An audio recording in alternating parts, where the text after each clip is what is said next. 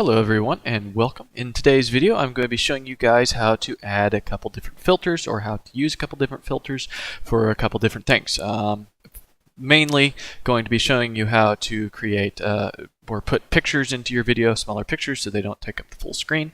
Also going to be showing you how to use the volume controls for different tracks and how to use the mute for different tracks. And starting off with the mute, we're actually going, like I said, starting off with that one. This track right here, I'm going to assume you already know how to get a video into Shotcut. This track right here needs to be muted, so if we go over to Filters, make sure it's on that, press the plus button. While this is selected, make sure that that's selected. Go over to here, and it probably for you will be in audio first if you have not favorited yet. You can either search for the filter that you want or come down here, press mute, and when we play this, there is no sound. Alright, so we have that done. Now what we need to do for adding a picture. Let's see here. I have some pictures here.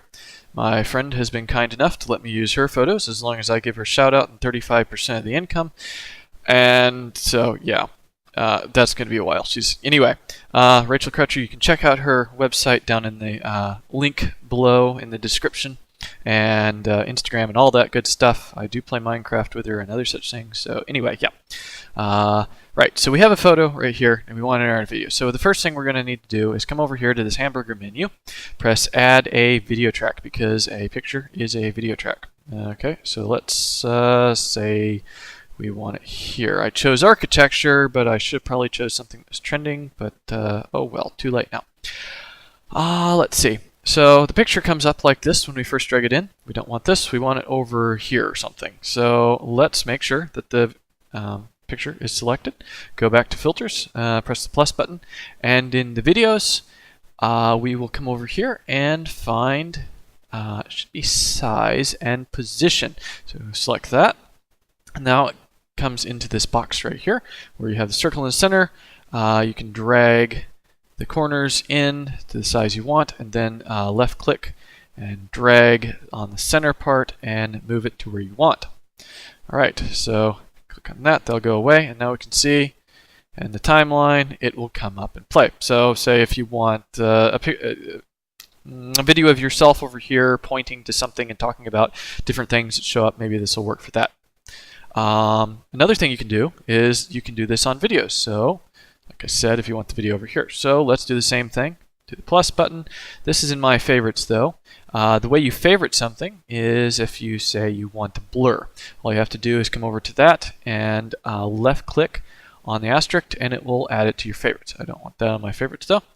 But in favorites I have size and position. So say you want this like so, and then you want to add something else there, you can do that. So now we can see that it's different sizes. Alright, so one of the other things we're probably going to want if we have a video of this nature is we're probably going to want sound with it. So let's come over here back to the hamburger menu and add an audio track. And I've got an audio track here. That's not it. That is it. Okay, copyright free, don't worry about it.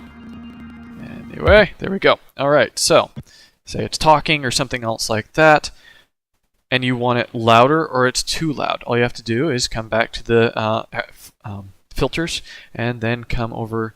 If you don't have it in your favorites already, go to the audio selection and you can find gain and volume.